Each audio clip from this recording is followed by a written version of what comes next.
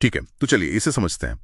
अक्सर जब कोई हड्डी टूटती है ना, तो एक्सरे में एक साफ दरार दिख जाती है। मतलब सब कुछ एकदम ब्लैक एंड व्हाइट होता है। हाँ बिल्कुल, साफ साफ दिखता है कि क्या टूटा है और कहाँ इलाज की जरूरत है। है ना? लेकिन जब कोई इंसान हमारी सुबह की पहली चाय वाली अहमियत से अचानक एक अनाम नंबर बन जाता है, तो कोई एक्सरे उस सफर के दर्द को नहीं दिखा सकता। सही कहा। और इस डीप डाइव का मिशन भी यही है। हम एक रिश्ते में अति महत्वपूर्ण से अनाम हो जाने के इसी मनोवैज्ञानिक और सामाजिक सफर को समझने वाले हैं। तो आज हम आरोहो नाम के एक चरित्र के जरिए इस बात की पड़ताल करेंगे कि क्यों एक इंसान का अचानक अजनबी बन जाना हमें इतना अंदर तक तोड़ देता है। तो आरोह की कहानी को अगर देखें तो इसकी शुरुआत उन भौतिक चीजों से होती है जो पीछे छूट जाती हैं, जैसे खिड़की पर गिरती बारिश, या फिर किसी डायरी में रखा एक सूखा गुलाब, या फिर वो अधूरी पड़ी गई किताब।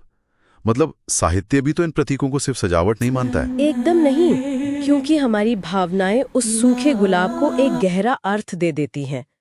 पीबी शैली जैसे कवियों के लिए बारिश भले ही पुनर्जन्म हो, लेकिन अलगाव के वक्त ये अलग रूप ले लेती है। हाँ, जैसे टी.एस. एलियट या गुलजार के शब्दों में वो बस एक उदास पानी बन जाती है, या एक आध्यात्मिक शून्यता। बिल्कुल। आरोह के लिए वो सूखा गुलाब प्यार का सबूत नहीं है, वो प्यार के क्षरण का एक नग्न नाम है जो बार बार याद दिलाता है कि जो कभी जीवंत था वो अब खत्म हो चुका है। तो फिर वो जो अधूरी किताब है, उसका क्या मतलब है? क्या वो एक ऐसी रुकी हुई फिल्म की तरह है जिसे हम दर्द के डर से कभी पूरा नहीं देख पाते? मनोविज्ञान में इसे ही रेजिस्टेंस या मानसिक अवरोध कहते हैं।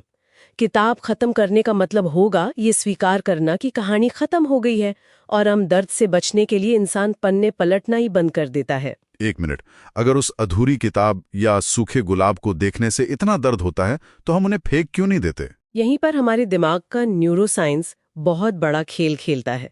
जब हम पुरानी यादों या नॉस्टैल्जिया में जाते हैं तो हमारा दिमाग डोपामाइन और सेरोटोनिन रिलीज करता है। अरे, मतलब वो दर्द भरी यादें असल में हमारे दिमाग को एक तरह की खुशी या हाय दे रही हैं। ये तो बहुत अजीब है। कुछ पलों के लिए, हाँ। जब वर्तमान दुखदाई होता है तो हिप्पोकैम्पस, जो हमारा मेमोरी कैटलॉग है, वो पुरानी अच्छी यादें निकाल कर देता है ताकि कुछ राहत मिले। लेकिन क्या ये पुरानी यादें एक इमोशनल लाइफलाइन के भेष में असल में एक खतरनाक इमोशनल ट्रैप है? बिल्कुल, वो एक ट्रैप ही है। जब कोई संबंध अचानक टूटता है तो हमारा एमिगडाला, जो कि दिमाग का अलार्म सिस्टम है, इसे एक खतरे की तरह देखता है। वो लगातार पैनिक मोड में रहता है। तो एक तरफ दिमाग पुरानी यादों का लालच दे रहा है और दूसरी तरफ खतरे का अलार्म बजा रहा है। इसमें इंसान का लॉजिक कहाँ जाता है? लॉजिक काम करना बंद कर देता है। हमारा प्रीफ्रंटल कॉर्टेक्स, जो फैसले लेता है, इस तनाव में सुन्न हो जाता है। इसे ही विज्ञान में ब्लंटेड रिकवरी कहते हैं। अच्छा, तो दिमाग को ये समझ ही नहीं आता कि रिश्ता क्यों टूटा, इसलिए वो उस सदमे से उभरने की प्रक्रिया को ही रोक देता है। हाँ बिल्कुल, यही होता है। और आज के डिजिटल युग में तो ये और भी जटिल हो गया है। लेकिन आज तो हमारे पास तकनीक है ना, ब्लॉक कर दो या फिर डिलीट कर दो। फिर आगे बढ़ना इतना मुश्किल क्यों है? क्योंकि तकनीक ने अकेलेपन का एक नया रूप पैदा कर दिया है। ट्रू कॉलर पर उस खास नंबर का ना चमकना एक नई तरह की डिजिटल उपेक्षा है। हाँ, ऑनलाइन होकर भी बात ना होना। मैंने कहीं एक डेटा पढ़ा था कि 35 साल से कम उम्र के 55% भारतीय युवा आज अकेलेपन का शिकार है। हाँ, और ये कनेक्शन के बिना कनेक्टिविटी का नतीजा है। शहरीकरण और करियर के दबाव ने हमारे असली सपोर्ट सिस्टम को खत्म कर दिया है, जिससे अकेलेपन में 40% वृद्धि हुई है। मतलब फोन में सैकड़ों नंबर हैं, लेकिन बात करने के लिए कोई नहीं। तो क्या आज के समय में हमारा स्मार्टफोन संचार का साधन न होकर सिर्फ एक टूटा हुआ कांच बन गया है, जो सिर्फ हमारा अलगाव दर्शाता है? हाँ। दक्षिण एशियाई साहित्य ने इसे बहुत पहले भांप लिया था। जॉन एलिया का शून्यवाद यही तो है कि एक शख्स के जाने से पूरी दुनिया खाली लगने लगती है। या फिर गुलजार की वो स्मृति की नमी जो मन की दीवारों से नहीं जाती, और टैगोर के खोए हुए मोती की भावनात्मक रिक्तता भी तो इसी ओर इशारा करती है। लेकिन इस डिजिटल और मानसिक अकेलेपन के चक्रव्यूह से बाहर निकलने का एक दार्शनिक रास्ता भी मौजूद है। अच्छा, तो क्या है वो रास्ता? क्योंकि अब तक तो सब काफी निराशाजनक लग रहा था। किरकेगार्ड का अस्तित्ववाद या एग्जिस्टेंशलिज्म कहता है कि ये जो बेचैनी और भय है वो कोई बीमारी नहीं है, वो असल में हमारी सच्ची स्वतंत्रता का एहसास है। स्वतंत्रता।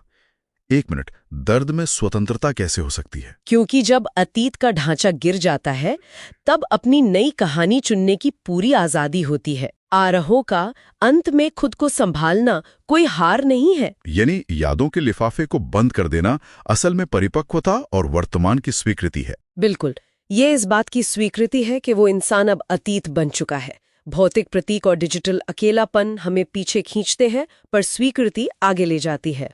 तो इसका मतलब अतीत की मृत्यु को स्वीकार करना ही नई शुरुआत की इकलौती शर्त है। जब तक पुरानी किताब बंद नहीं होगी, नई शुरू नहीं हो सकती। सही कहा आपने, और यही इस पूरी प्रक्रिया का सबसे अहम पड़ाव है। तो आज के इस डीप डाइव को खत्म करने से पहले एक विचार जो शायद सोचने पर मजबूर कर दे। बताइए। अगर समय एक नदी है जो सिर्फ आगे बहती है, तो क्या फोन से पुरानी चैट्स और नंबर डिलीट कर देना हमें आजाद करता है, या वो हमारी पहचान का एक महत्वपूर्ण हिस्सा हमेशा के लिए मिटा देता है?